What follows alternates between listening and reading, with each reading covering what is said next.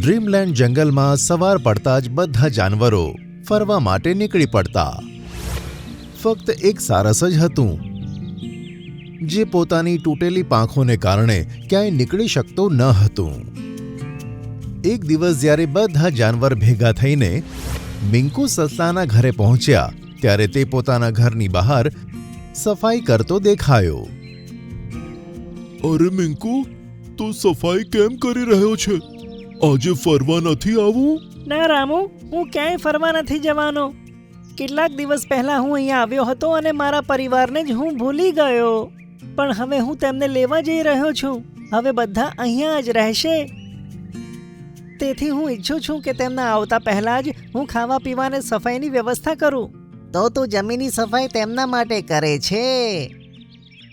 હા, હું જમીનની સફાઈ કરીને અહીંયા ગાજરોની ખેતી કરીશ, જેથી મારા પરિવારને ખાવા માટે કોઈ જ કમી નહીં રહે.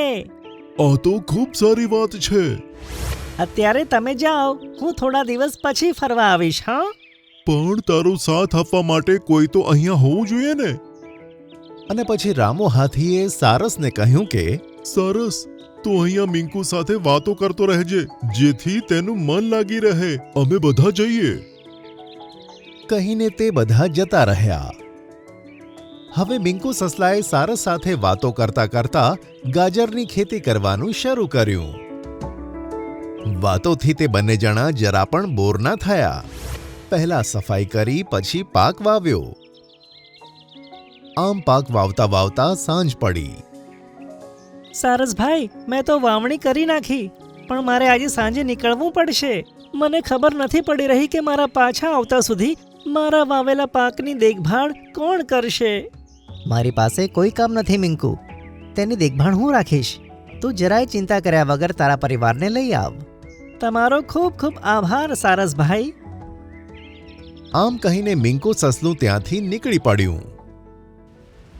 સારસ હજુ બેઠો બેઠો જમીનની રખેવાળી કરતો જ હતો, ત્યાં તો અચાનક જમીનમાં ધ્રુજારી થવા લાગી.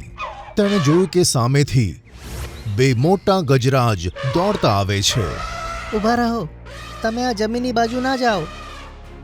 તેમણે સારસની વાત પર ધ્યાન ન આપ્યું અને તે ખેતીની જમીન પર આવીને ઝઘડવા લાગ્યા.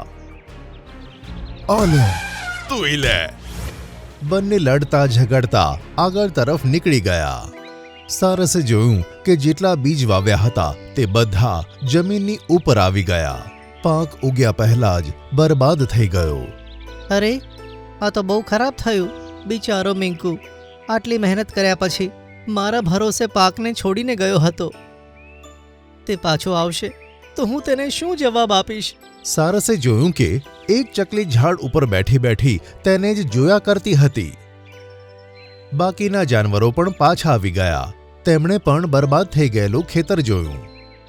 સારસે તેમને બધું કહી બતાવ્યું. આ તો ગજરાજોએ સારું નથી કર્યું. સારસ, જો અમે હોત ને તો તેમને સારી સજા આપત. સજા આપવાથી કશું નહીં થાય. ખેતરની જવાબદારી મારી છે. હું ફરીથી બીજ વાવીશ. તેનું આ સાહસ જોઈને બધા જાનવરો હેરાન થઈ ગયા. પછીની સવારે સારસ સૌથી પહેલા મિંકુના દર પાસે ગયો. ત્યાં તેણે જોયું કે બીજ સારી માત્રામાં પડેલા છે. સૌથી પહેલા તો તેણે ખેતરની સફાઈ કરી, પછી પોતાની ચાંચ અને તૂટેલી પાંખ વડે ખેતરમાં બીજ વાવવા લાગ્યો. બધા જાનવરો પોતાના કામમાં લાગ્યા રહેતા અને સારસે 2 દિવસ સુધી બીજ વાવવાનું કામ કર્યું. તેણે બધા બીજ વાવી દીધા. હવે તેણે શાંતિનો શ્વાસ લીધો અને ત્યાં જ આરામ કરવા બેસી ગયો. હા, થોડા દિવસ પછી જ્યારે મિંકુ આવશે ત્યારે આ બગીચો ગાજરથી ભરાઈ ગયો હશે. ઘણા દિવસો વીતી ગયા અને પાક પણ ઉગવા લાગ્યો. પણ સાંજ પડતા જ જમીનમાં ફરીથી ધ્રુજારી થવા લાગી. અરે બાપરે, ક્યાંક આ લોકો ફરીથી પાક ના બગાડે. તે પાકની આગળ ઊભો થયો, પણ ગજરાજ ફરીથી દોડતા આવ્યા અને ત્યાં આવીને ઝઘડવા લાગ્યા. આજે હું તને નહીં છોડું. આજે તો તું મારા હાથોથી નહીં બચી શકે. થોડી જ વારમાં ઉગેલા પાકનો નાશ કરીને તેઓ નીકળી ગયા. સારસ બિચારો ત્યાં જ બેસીને રડવા લાગ્યો. ફરીથી તેની પાસે જાનવરોની ભીડ ભેગી થઈ. હવે તો હદ થઈ ગઈ. આપણે આ બંનેને નહીં છોડીએ. તેમણે જંગલના રાજા શેરુને બોલાવીને બધી વાત જણાવી. હું તે બંનેને હમણાં જ સજા સંભળાવું છું. શેરુ તેમની ગુફા પાસે પહોંચ્યો અને પછી બંને જણાને 10 દિવસ માટે જંગલમાંથી કાઢી મૂક્યા. પણ સારસની મુશ્કેલી દૂર નહોતી થઈ. સવારે મિંકુ આવવાનો હતો. તે એ જ વિચારતો હતો કે તે મિંકુને શું જવાબ આપશે. રાત પડતા જ બધા સૂઈ ગયા, પણ સારસને ઊંઘ નહોતી આવતી. તે જમીન પાસે બેઠો બેઠો વિચાર કરતો હતો. ત્યાં જ તેણે જોયું કે જે ચકલી આટલા દિવસોથી ઝાડ પર બેઠી બેઠી તેને જોઈ રહી હતી તે નીચે આવી અને બોલી કે, પ્યારી ચકલી, કેમ છે તું? હું ઠીક છું સારસ. તું કેમ છે? અરે, તું બોલી શકે છે તો આટલા દિવસોથી મારી સાથે વાત કેમ ના કરી? હું આ જંગલથી નથી સારસ. હું જાદુઈ પહાડથી છું. ઘણા દિવસોથી મારી તારા ઉપર નજર હતી. તારી મહેનત, તારું હૃદય અને તારી દયાળુતાને જોઈ રહી હતી. એક પાંખથી અપંગ હોવા છતાં પણ તે જે સેવા કરવાના પ્રયત્નો કર્યા છે તે બીજું કોઈ ના કરી શકે. હા, પણ મારી બધી મહેનત બેકાર ગઈ. આવતીકાલે જ્યારે મિંકુ સસલું આવશે ત્યારે હું તેના પરિવારને શું જવાબ આપીશ? તે કદાચ ધ્યાનથી સાંભળ્યું નહીં. હું જાદુઈ પહાડથી છું. આમ કહીને તે ચકલી જમીનની આજુબાજુ ચક્કર મારવા લાગી. 3 ચક્કર માર્યા પછી કંઈક એવું થયું કે સારસે તેની કલ્પના જ નહોતી કરી.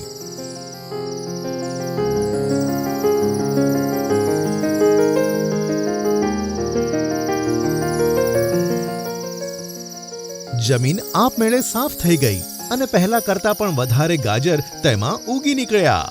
અરે, આ તો પાક તૈયાર થઈ ગયો. તારો ખૂબ ખૂબ આભાર પ્યારી ચકલી. અત્યારથી આભાર નહીં, હજુ એક કામ બાકી છે. કેવું કામ? અને પછી ચકલીએ સારસની આજુબાજુ પણ 3 ચક્કર લગાવ્યા. અને પછી આકાશમાં ઉડી ગઈ. આ કયા કામ વિશે વાત કરતી હતી? સારસે ધ્યાન આપ્યું તો તેની પાંખ સાજી થઈ ગઈ હતી. તેણે પાંખો હલાવી તો તે આકાશમાં ઉડવા લાગ્યો. અરે વાહ, હું પણ ઉડી શકું છું. તેની ખુશીનો પાર ન રહ્યો. પછીની સવારે જ્યારે મિંકુ સસલું પોતાના પરિવાર સાથે ત્યાં પહોંચ્યું તો તેની સાથે સાથે બીજા જાનવરો પણ ત્યાં પહોંચી ગયા. પણ જ્યારે બધાએ જોયું કે જમીન એકદમ હરીભરી છે અને સારસ પણ હવે એકદમ ઠીક છે તો બધા હેરાન થઈ ગયા. પછી સારસે તેમને બધું કહી દીધું અને બધા જાનવર ખુશ થઈ ગયા. મારા ભાઈ સારસ, તે મારા પરિવાર માટે જેટલી તકલીફો સહન કરી તેનો ઉપકાર હું ક્યારેય નહીં ભૂલું. એ તો મારી ફરજ હતી ભાઈ. તારી આ જમીનને લીધે જ મારી પાંખ સરખી થઈ છે. હવે હું ઉડી શકું છું. કહીને તેણે પોતાની બંને પાંખો ફફડાવી. આ જોઈને બધા જાનવરો ખુશીથી નાચી ઉઠ્યા. જે લોકો બીજાનું ભલું વિચારે છે તેમની સાથે ક્યારેય ખોટું નથી થતું.